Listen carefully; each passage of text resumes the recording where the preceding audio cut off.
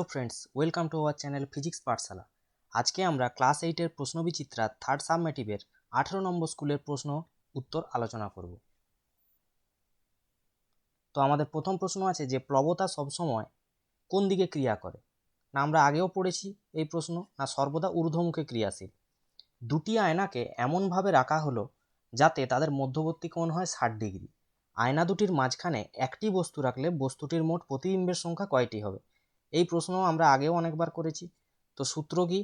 না 360/60 - 1 সমান কি পাওয়া যাবে? প্রতিবিম্বের সংখ্যা, অর্থাৎ 6 - 1 সমান 5টি প্রতিবিম্ব পাওয়া যাবে। তো অ্যান্সার হবে অপশান সি। 3 দাগের প্রশ্ন আছে যে প্রদত্ত রাসায়নিকগুলির মধ্যে কোনটি মূলক? তো এখানে মূলক হবে কার্বনেট। পরের প্রশ্ন আছে হাইড্রোজেন গ্যাসকে শোষণ করে কে? না অ্যান্সার হবে অপশন বি, প্যালাডিয়াম। বেমানান শব্দটি হলো কোক, হিরক, গ্রাফাইট, ফুলারিন। তো আমরা দেখতেই পাচ্ছি যে হিরক, গ্রাফাইট, ফুলারিন এরা সবই হচ্ছে কার্বনের নিয়তাকার রূপভেদ। তাহলে এখানে একমাত্র কোক হলো যেটি অনিয়তাকার রূপভেদ। পরের প্রশ্ন আছে দ্বি একক পর্দাবেষ্টিত অঙ্গাণু কার দুটি পর্দা আমরা দেখতে পাই? তো অ্যান্সার হবে মাইটোকন্ড্রিয়া। 7 দাগের প্রশ্ন আলেকজান্ডার ফ্লেমিং আবিষ্কৃত অ্যান্টিবায়োটিকটির নাম কি? তো অ্যান্সার হবে অপশন এ, পেনিসিলিন। প্রদত্ত যেটি অন্তঃক্ষরা গ্রন্থি নয় সেটি হলো আমাদের লালা গ্রন্থি। সুন্দরবন হলো একটি অপশন বি সংরক্ষিত বন। আদা ও হলুদের মশলা হিসেবে ব্যবহৃত অংশটি হলো কি? না গ্রন্থি কাণ্ড।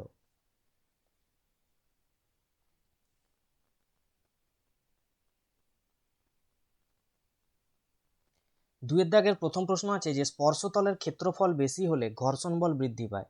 আমরা জানি যে ঘর্ষণ বল স্পর্শতলের ক্ষেত্রফলের উপর নির্ভরশীল নয়, সুতরাং এটি হবে মিথ্যা। দুয়ের দাগের প্রশ্ন বলেছে অভ্যন্তরীণ পূর্ণ প্রতিফলনের সময় আপতন কোণ সর্বদা সংকট কোণ অপেক্ষা বড় হয়। 3 নম্বর সংকেত লিখতে বলেছে জিঙ্ক ফসফেট। জিঙ্ক ফসফেটের সংকেত হবে Zn3PO4 এর হোল 2। সমতা বিধান করো Al2O3 HCl আর এখানে আছে AlCl3 প্লাস H2O। তাহলে এখানে যদি আমরা 6 দিই আর আমাদের অ্যালুমিনিয়াম আছে দুটো,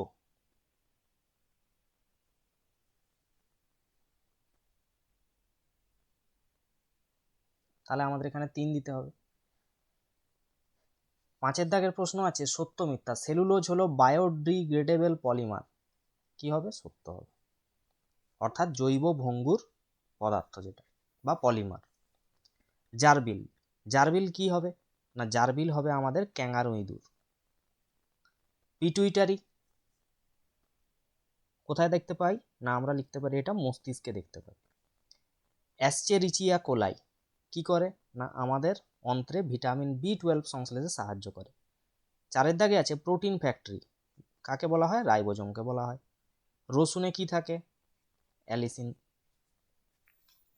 চলে আসো 4 দাগে বল ও চাপের মধ্যে কোনটি তরলের প্রবাহের অভিমুখ স্থির করে দেয়? তাহলে অ্যান্সার হবে চাপ।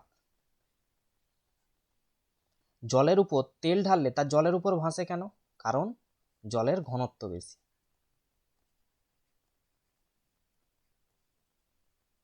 জলের ঘনত্ব বেশি। 2 দাগের প্রশ্ন যে কোনো মাধ্যমের প্রতিসরাঙ্ক কোন কোন বিষয়ের উপর নির্ভর করে? না এক, আলোর বর্ণের উপর।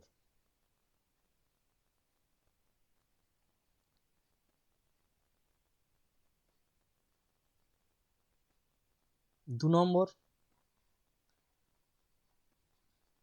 মাধ্যমদ্বয়ের প্রকৃতির উপর।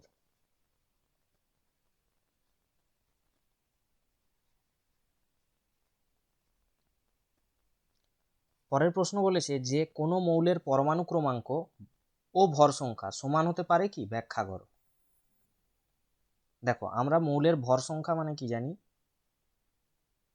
যদি আমরা ধরি যে জেড পরমাণু ক্রমাঙ্ক বিশিষ্ট একটি মৌল আছে যার ভর সংখ্যা হচ্ছে A, তাহলে আমরা ভর সংখ্যার সংজ্ঞা থেকে জানি ভর সংখ্যা সমান মানে এ সমান কি লেখা হয়ে থাকে না মৌলের পরমাণু নিউক্লিয়াসে উপস্থিত প্রোটন সংখ্যা অর্থাৎ জেড প্লাস কি হয় না নিউট্রন সংখ্যা, অর্থাৎ ভর সংখ্যা সর্বদাই কি হবে প্রোটন সংখ্যা এবং নিউট্রন সংখ্যার সমষ্টি, অর্থাৎ কখনোই কি হবে ভর সংখ্যা আর পরমাণু ক্রমাঙ্ক সমান হতে পারে না।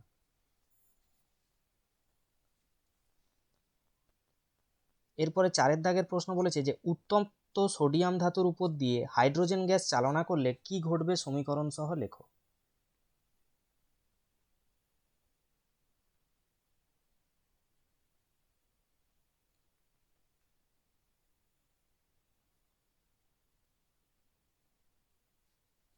তো দেখে নাও কি হতে পারে না এটা লিখতে পারো 2Na প্লাস H2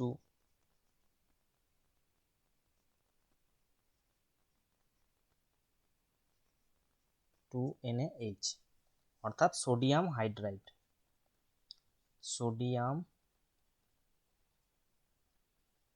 হাইড্রাইড উৎপন্ন হবে। ঘনত্ব ও তড়িৎ পরিবাহিতার সাপেক্ষে হীরক আর গ্রাফাইটের মধ্যে পার্থক্য, এটা আমরা 19 নম্বর স্কুলে আলোচনা করেছি। হীরে আর গ্রাফাইটের মধ্যে পার্থক্য কি পড়েছিলাম না হীরকের ঘনত্ব বেশি হয় গ্রাফাইটের ঘনত্ব কম হয়। হীরক তড়িতের কুপরিবাহী গ্রাফাইট তড়িতের সুপরিবাহী। তো ওখানে গিয়ে পার্থক্য দেখে নিতে পারো। জ্বালানির তাপন মূল্য বলতে কি বুঝি না 1 কেজি ভরের কোনো জ্বালানিকে সম্পূর্ণ দহন করলে যে পরিমাণ তাপশক্তি উৎপন্ন হয় তাকেই বলা হয় জ্বালানির তাপন মূল্য। এটাও আমরা আগের স্কুলে করেছি। এর একক কি হতে পারে না এর একক কিলো ক্যালোরি পার কেজি। কোন পদ্ধতিতে না এসআই পদ্ধতিতে। খুব শুকনো ও গরম পরিবেশে ক্যাকটাস কিভাবে মানিয়ে নেয় তো দেখে নাও না খুব শুকনো ও গরম পরিবেশে ক্যাকটাস জাতীয় উদ্ভিদ মানিয়ে নিতে পারে কারণ এই জাতীয় উদ্ভিদের কোষে জল সঞ্চয়কারী উপাদান কি থাকে মিউসিলেজ। 2 নম্বর পয়েন্ট বলেছে যে কাণ্ডের কোষের বাইরে মোম জাতীয় পদার্থের আস্তরণ থাকে যা বাষ্পমোচনের হারকে কমায়। পরের প্রশ্ন বলেছে যে অনাক্রম্যতা বা ইমিউনিটি বলতে কি বোঝো, এটাও খুব গুরুত্বপূর্ণ প্রশ্ন। এবং একটি রোগের নাম লেখো যা টিকাকরণের মাধ্যমে নিয়ন্ত্রণে আনা সম্ভব। তাহলে দেখে নাও অনাক্রম্যতা কাকে বলে না কোনো জীবের বা জীবদেহের রোগ প্রতিরোধের স্বাভাবিক ক্ষমতাকে বলা হয় তার অনাক্রম্যতা বা ইমিউনিটি। তাহলে এমন কি কি রোগ আছে যেগুলোকে আমরা টিকাকরণের সাহায্যে আটকাতে পারি, যেমন টাইফয়েড আর টিটেনাস। তাহলে এই দুটো রোগ আমরা টিকাকরণের সাহায্যে ঠেকাতে পারি। 8 দাগে বলেছে যে বয়ঃসন্ধিকাল বা পিউবার্টি বলতে কোন সময়কে বোঝায় এবং এই সময় শরীরে দ্রুত পরিবর্তনে সাহায্যকারী এমন একটি হরমোন। তাহলে দ্রুত পরিবর্তনে সাহায্যকারী হরমোন ইস্ট্রোজেন হতে পারে, প্রোজেস্টেরন হতে পারে,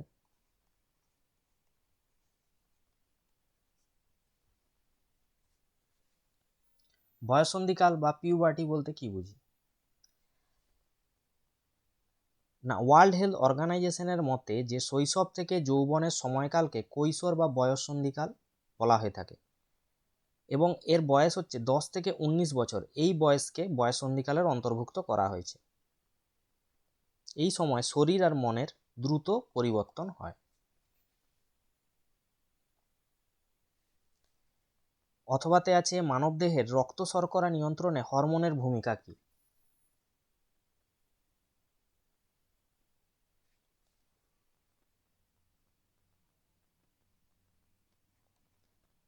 মানবদেহের রক্ত শর্করা নিয়ন্ত্রণে হরমোন বিশেষ ভূমিকা পালন করে। রক্তে শর্করার স্বাভাবিক মাত্রা কত হওয়া উচিত না প্রতি ডেসিলিটারে 80 মিলিগ্রাম থেকে 120 মিলিগ্রাম।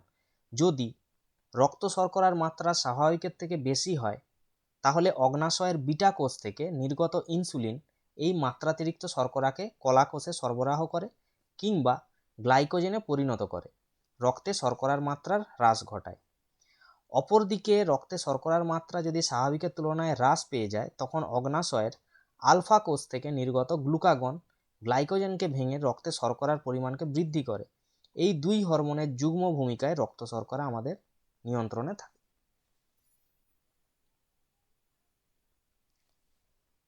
পরের প্রশ্ন বলেছে যে উত্তরবঙ্গের একশৃঙ্গ গন্ডারের অস্তিত্ব বিপন্ন হওয়ার কারণ কি, সাথে কেল্প কি? না, গন্ডারের বসবাস উপযোগী জঙ্গল ও জলার তৃণভূমির আয়তন সংকোচন ও মানুষের বসতি বেড়ে উঠতে থাকায় উত্তরবঙ্গের বনভূমিতে থাকা একশৃঙ্গ গন্ডারের অস্তিত্ব বিপন্ন হয়ে উঠছে। সাথে কেল্প কি? খুব ইম্পর্টেন্ট প্রশ্ন কেল্প। না, কেল্প হলো এক ধরনের সামুদ্রিক শ্যাওলা। এরা সমুদ্রের অগভীর অংশে জন্মায় এবং সেখানে বৃদ্ধি পেয়ে একটি অরণ্য তৈরি করে ফেলে। এদের অধিকাংশ প্রজাতির দেহ চ্যাপ্টা পাতার মতো হয়। এরা জলের নিচে কোনো কিছুর সঙ্গে মূলের মতো একটা অংশের দ্বারা আটকে থাকে এবং দ্রুত বেড়ে ওঠে।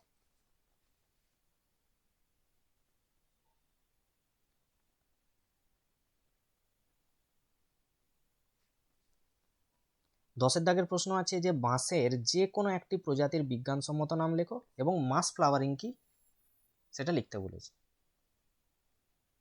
দেখো, মাস ফ্লাওয়ারিং জিনিসটা কি না, পরিবেশগত প্রভাবে বাঁশ গাছে যখন বিপদ ঘণ্টা বাজতে থাকে তখন বাঁশ গাছ তার অঙ্গজ বৃদ্ধি বন্ধ করে জননগত বৃদ্ধি ঘটায়। এই সময় বাঁশ তার দেহের সমস্ত শক্তিকে ফুল ফোটানোর কাজে ব্যবহার করে। কোনো অঞ্চলের প্রচুর সংখ্যক বাঁশ গাছে একসাথে ফুল ফোটার এই ঘটনাকে আমরা বলে থাকি মাস ফ্লাওয়ারিং। এবং একটি প্রজাতির বিজ্ঞানসম্মত নাম আমরা জানি ব্যাম্বুসা অরুন্ডিনাসিয়া। এটা কি কাজে লাগে না, তবাসির নামক ওষুধ তৈরিতে, যেটা হাঁপানির চিকিৎসায় ব্যবহৃত হয়। চলে আসো পাঁচের দাগে। পাঁচের দাগের প্রশ্ন আছে যে একটি গামলায় জলের ভর 5 কেজি, গামলার মেঝের ক্ষেত্রফল 7 বর্গমিটার, তাহলে গামলার মেঝেতে দেওয়া জলের চাপ কত? না, আমরা জানি চাপ সমান বল বাই ক্ষেত্রফল। তাহলে এখানে প্রযুক্ত বল বের করতে গেলে এখানে আমাকে 5 গুণিত অভিকর্ষীয় ত্বরণ 9.8 বাই ক্ষেত্রফল দেওয়া আছে 7।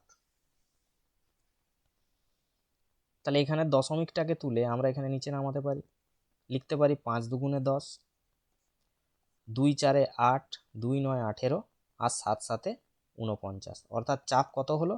7 নিউটন পার মিটার স্কোয়ার অথবা পাস্কাল। অভ্যন্তরীণ পূর্ণ প্রতিফলনের শর্ত অনেকবার করা হয়েছে, 19 নম্বর স্কুলেও করা হয়েছে। অভ্যন্তরীণ পূর্ণ প্রতিফলনের শর্ত, পেরিস্কোপে কয়টি দর্পণ ব্যবহার করা হয়? না, 2টি। কত ডিগ্রি কোণ করে যদি থাকে বলে তাহলে হবে 45 ডিগ্রি কোণ। আর অভ্যন্তরীণ পূর্ণ প্রতিফলনের শর্তগুলো কি ছিল? না, আইটাকে গ্রেটার দেন থিটা সি হতে হবে, অর্থাৎ আপতন কোণের মান সংকট কোণ অপেক্ষা বেশি হতে হবে। আর আলোক রশ্মি কোথা থেকে কোথায় যেতে হবে? না, ঘন মাধ্যম থেকে লঘু মাধ্যমে।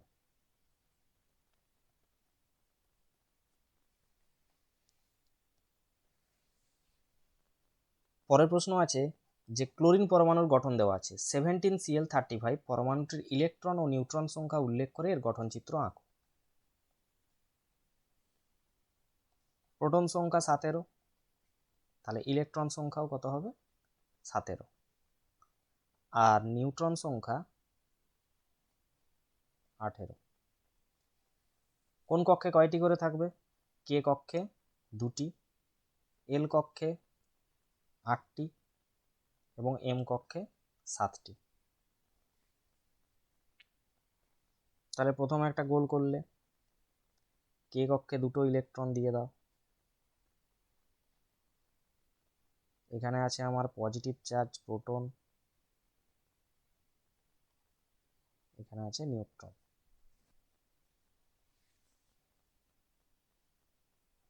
তার বাইরে থাকবে আমাদের এল কক্ষ, এল কক্ষে থাকবে আমাদের 8টি ইলেকট্রন, 1টি 2টি 3টি 4টি 5টি 6টি 7টি ও 8টি। এবং বহিস্থ কক্ষ অর্থাৎ এম কক্ষে আমাদের কয়টি ইলেকট্রন থাকবে? না 7টি। 1 2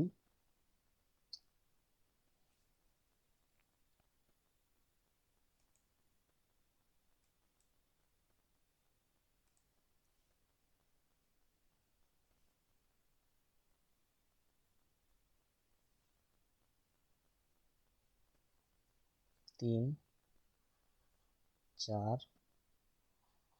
5 6 এবং 7। তাহলে এইটি হয়ে গেল আমাদের ক্লোরিন পরমাণুর গঠন। পরের প্রশ্ন আছে যে পটাশিয়াম ক্লোরেট থেকে পরীক্ষাগারে অক্সিজেন গ্যাস প্রস্তুতির ক্ষেত্রে প্রয়োজনীয় অনুঘটক, উষ্ণতা এবং বিক্রিয়ার সমীকরণ। তো এটা পড়েছিলাম আগের দিন, 19 নম্বর স্কুলে আলোচনা করা হয়েছে যে 2KClO3 মানে পটাশিয়াম ক্লোরেট প্লাস অনুঘটক MnO2 থেকে উৎপন্ন হয় 2KCl plus 3O2 plus MnO2। আম্লিক, ক্ষারীয় এবং উভধর্মী অক্সাইড বলতে কি বোঝো? উদাহরণ সহ লেখো। দেখে নাও, আম্লিক অক্সাইড, ক্ষারকীয় অক্সাইড এবং উভধর্মী অক্সাইড। প্রথমে আছে ক্ষারকীয় অক্সাইড। যে সমস্ত ধাতব অক্সাইড অ্যাসিডের সঙ্গে বিক্রিয়া করে লবণ ও জল উৎপন্ন করে তাদের বলা হয় থাকে ক্ষারকীয় অক্সাইড, যেমন সোডিয়াম অক্সাইড, পটাশিয়াম অক্সাইড ইত্যাদি। অর্থাৎ ধাতুর অক্সাইডগুলোকে আমরা ক্ষারকীয় অক্সাইড বলব। পরে আছে আম্লিক অক্সাইড কাকে বলে? না যে সমস্ত অধাতব অক্সাইড ক্ষারের সঙ্গে বিক্রিয়া করে লবণ জল উৎপন্ন করে তাদের বলা হবে আম্লিক অক্সাইড। অর্থাৎ অধাতুরা যে অক্সাইড উৎপন্ন করবে সেগুলো হচ্ছে আমাদের আম্লিক অক্সাইড, যেমন carbon die oxide, sulphur die oxide. আর উভধর্মী অক্সাইড হচ্ছে যে সমস্ত অক্সাইড অ্যাসিড এবং ক্ষারক উভয়ের সঙ্গে বিক্রিয়া করে লবণ জল উৎপন্ন করে, যেমন জিঙ্ক অক্সাইড ZnO এবং অ্যালুমিনিয়াম অক্সাইড Al2O3।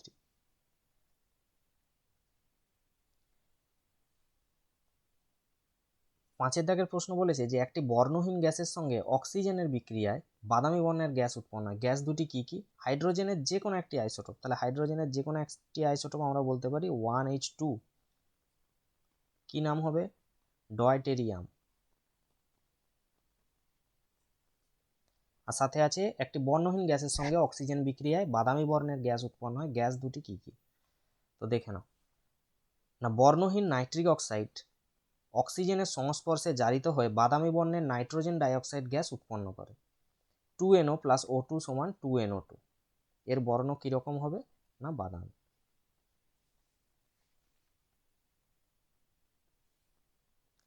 ছয়ের দাগের প্রশ্ন আছে ডিকটিওজোম কি?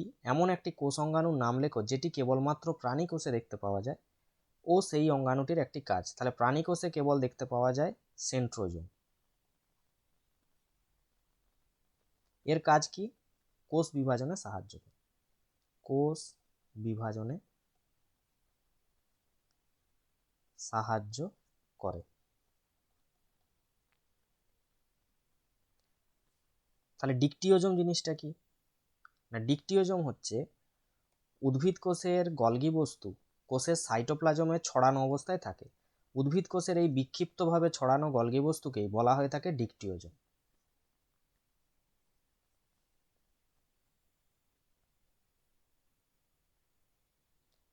প্রদত্ত অণুজীবগুলির একটি করে উদাহরণ দাও। প্রথমে আছে অ্যামোনিফাইং ব্যাকটেরিয়া, সেকেন্ড আছে নাইট্রিফাইং ব্যাকটেরিয়া এবং থার্ড আছে ডিনাইট্রিফাইং ব্যাকটেরিয়া। তো এখানটা একটু দেখে নাও। পরীক্ষায় অ্যামোনিফিকেশন কাকে বলে এটাও আসে। আর যে প্রক্রিয়ার মাধ্যমে ব্যাকটেরিয়া জাতীয় অণুজীব উদ্ভিদ এবং প্রাণীর দেহ বা দেহের অংশে থাকা নাইট্রোজেনযুক্ত জৈব যৌগকে ভেঙে অ্যামোনিয়া জাতীয় যৌগে রূপান্তরিত করে তাকে বলা হবে অ্যামোনিফিকেশন। আর এই প্রক্রিয়ায় অংশগ্রহণকারী ব্যাকটেরিয়াদের বলা হবে অ্যামোনিফাইং ব্যাকটেরিয়া। উদাহরণ কি হবে? ব্যাসিলাস মাইকোয়েডিস। দ্বিতীয়ত, যে প্রক্রিয়ায় অ্যামোনিয়াম যৌগ ব্যাকটেরিয়া দ্বারা বিশ্লিষ্ট হয়ে প্রথমে নাইট্রাইট ও পরে নাইট্রেট যৌগে পরিণত হয় তাকে বলা হয় নাইট্রিফিকেশন। আর এই ব্যাকটেরিয়াগুলোকে বলা হবে নাইট্রিফাইং ব্যাকটেরিয়া, যেমন নাইট্রোসোমোনাস, নাইট্রোব্যাক্টর। এবং তৃতীয়ত আছে ডিনাইট্রিফিকেশন, না যে প্রক্রিয়ার মাধ্যমে বিভিন্ন অণুজীব দ্বারা নাইট্রেট যৌগ ভেঙে পুনরায় নাইট্রোজেন উৎপন্ন করে তাকে বলা হয় ডিনাইট্রিফিকেশন, যেমন সিউডোমোনাস ডিনাইট্রিফিকেন্স, থিওব্যাসিলাস ডিনাইট্রিফিকেন্স এবং ডিনাইট্রিফাইং ব্যাকটেরিয়া হিসেবে এরা সাহায্য করে।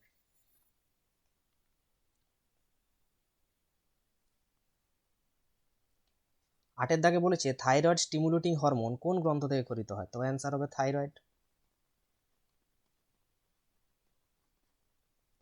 অগ্নাশয়কে মিশ্র গ্রন্থি বলা হয় কেন? দেখে নাও না, অগ্নাশয়ের মধ্যে অন্তঃক্ষরা ও বহিঃক্ষরা দুই ধরনের কোষ থাকার জন্য এটি মিশ্র গ্রন্থি। এর অন্তঃক্ষরা কোষ থেকে খরিত হয় হরমোন। কি কি হরমোন? ইনসুলিন আর গ্লুকাগন, যা বিপাকে সাহায্য করে। এবং বহিঃক্ষরা কোষ থেকে খরিত হয় উৎসেচক। কি কি উৎসেচক? ট্রিপসিন, অ্যামাইলেজ, লাইপেজ, যা খাবারকে ভাঙতে সাহায্য করে।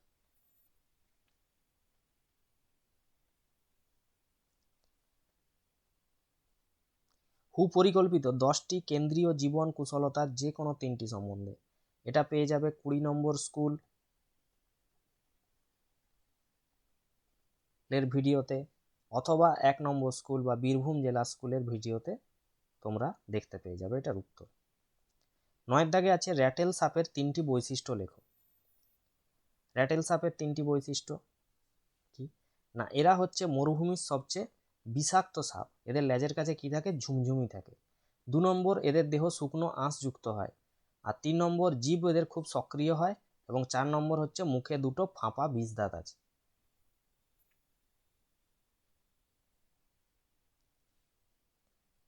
লাস্ট প্রশ্ন, নয়নতারার 2টি ঔষধি গুণ। এটাও আগের দিন করা হয়েছে, 19 নম্বর স্কুলে পেয়ে যাবে। বেলে থাকা কোন 2টি পদার্থ কোষ্ঠকাঠিন্যের অব্যর্থ ওষুধ? না, একটা হবে মিউসিলেজ ও আরেকটি হবে পেকটিন। নয়নতারার ক্ষেত্রে মনে রাখবে রোউবেসিন,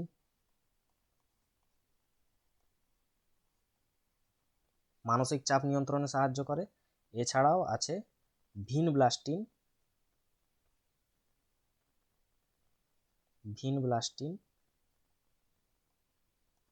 ও ভিনক্রিস্টিন। এটা কিসে সাহায্য করে? ক্যান্সার ও টিউমার প্রতিরোধে সাহায্য করে। এইগুলো গেল নয়নতারার ঔষধি গুণ। তাহলে আজকে এতটাই থাকছে, দেখা হচ্ছে নেক্সট ভিডিওতে। সবাই ভালো থেকো, পড়তে থেকো।